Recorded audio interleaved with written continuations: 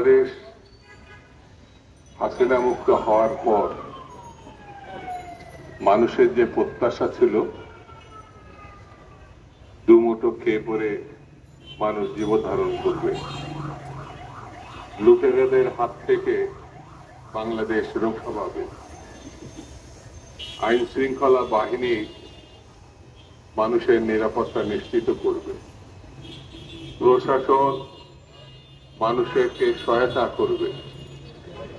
কিন্তু গত 6 মাসে বাংলাদেশ যেভাবে চলছে, যেভাবে এগোচ্ছে, তাতে ক্রমেই পরিস্থিতি জটিল থেকে জটিলতর হচ্ছে।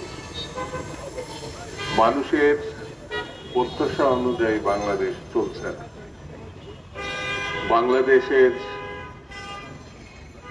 বাজার ব্যবস্থা যে সিন্ডিকেট শেখ হাসিনার সময় নিয়ন্ত্রণ করত, প্রতিটি দ্রব্যের, নিত্য প্রয়োজনীয় দ্রব্যের মূল্য যে অস্বাভাবিকভাবে বেড়েছিল কোনো যুক্তি ছাড়াই, সেই অবস্থা শুধু এখন চলছে না, কোনো কোনো ক্ষেত্রে দ্রব্যমূল্যের দাম আরো বেড়ে গেছে।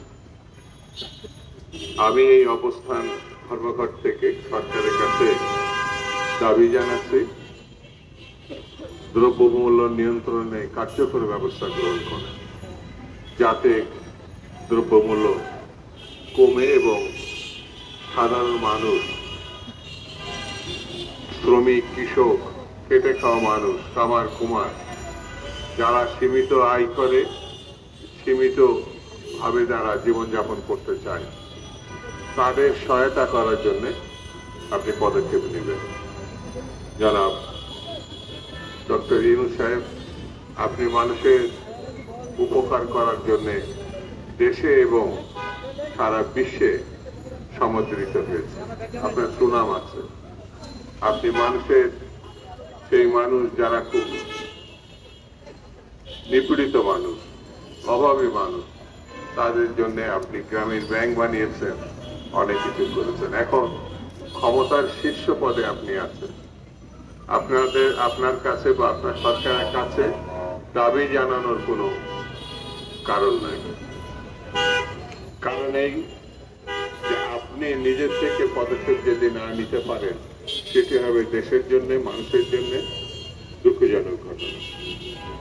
আমরা মনে করি বাংলাদেশ যে জালের মধ্যে, ষড়যন্ত্রের জালের মধ্যে এখন আটকে গেছে, সেই জাল ছিঁড়ে ফেলতে হবে।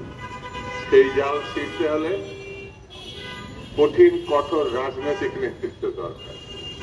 আর এই রাজনৈতিক নেতৃত্ব প্রতিষ্ঠা করার জন্য মানুষের সমর্থিত একটি সরকার দরকার, এবং সেই সরকার যদি আমাদের প্রতিষ্ঠা করতে হয়, তাহলে মানুষের ভোটাধিকার ফিরিয়ে দিতে হবে। মানুষ তার পছন্দের প্রার্থীর দলকে নির্বিঘ্নে কোন রকম বাধা ছাড়াই যাতে ভোটটা দিতে পারে, এটি হচ্ছে এই মুহূর্তে সব থেকে জরুরি কাজ। কেন জরুরি কাজ? কোন সরকারের পিছনে যদি জনগণ থাকে, দেশবাসী থাকে, তাহলে পরে সেই সরকারের পক্ষে কঠিন স্তর থেকে কঠিনতর সিদ্ধান্ত গ্রহণ করা সম্ভব এবং সেটি কার্যকর করা সম্ভব। এখন যে সরকারটি আছে, বিভিন্ন রাজনৈতিক দল সমর্থন করেছে বটে, কিন্তু এই সরকারের কাছে প্রত্যাশিত ফল না পাওয়ার কারণে অন্যান্য রাজনৈতিক দল এখনো এই সরকারকে কাঁধে করে নিয়ে চলছে। কিন্তু তারা তাদের কর্মসূচি, তাদের আগামী ভবিষ্যৎ নির্ধারণে যদি বারবার হতাশাজনক পরিস্থিতিতে পড়ে, তাহলে এই সমর্থন অব্যাহত রাখা কঠিন হবে। কোন রাজনৈতিক দলের পক্ষে এই অব্যাহত ব্যর্থতার মুখেও অব্যাহত সমর্থন দেওয়া কঠিন হবে। সেই জন্য আমি মনে করি যত দ্রুত সম্ভব ভালো নির্বাচন করার জন্য যে সংস্কারগুলো অতি প্রয়োজনীয়, সেই সংস্কারগুলো সম্পন্ন করে একটি ভালো নির্বাচনের আয়োজন করা। আমাদের নেতা জনাব তারেক রহমান, বিএনপির অ্যাক্টিং চেয়ারপারসন, স্পষ্ট করে বলেছেন, একেবারে প্রকাশ্যে বলেছেন, নির্বাচন এবং সংস্কারের ভিতর কোনো সংঘাত নাই। কিন্তু সরকারের পক্ষ থেকে একটা ধারণা দেওয়ার চেষ্টা হচ্ছে কম সংস্কার করলে দ্রুত নির্বাচন দেওয়া যাবে, আর বেশি সংস্কার করলে একটু দেরি হবে। কম বেশির ব্যাপার না, সংস্কার কি করবেন সেটাই তো এখন স্পষ্ট করে বলেন না। সংস্কার চলমান একটি প্রক্রিয়া, এটি যতদিন পৃথিবী থাকবে, দেশ থাকবে, ততদিন আজকের যে সংস্কারের বিষয়টি কালকে তা পরিবর্তন করার প্রয়োজন দেখা যেতে পারে, অথবা এটা এগিয়ে নেওয়ার জন্য নতুন পদক্ষেপ নেওয়ার প্রয়োজন পড়তে পারে। সেই জন্য সংস্কারের সঙ্গে কোনো রাজনৈতিক দলের বিরোধ নাই, সরকারের সঙ্গেও রাজনৈতিক দলের বিরোধ নাই।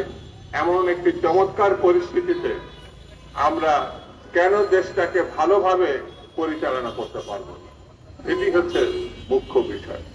2 নম্বর হচ্ছে, বাংলাদেশের আশেপাশে অনেক শক্তি আছে যারা বাংলাদেশের স্বাধীনতাকে বিপন্ন করেছে, যারা বাংলাদেশকে অন্যের দেশে দাসত্বে বন্ধনে আবদ্ধ করতে চেয়েছে।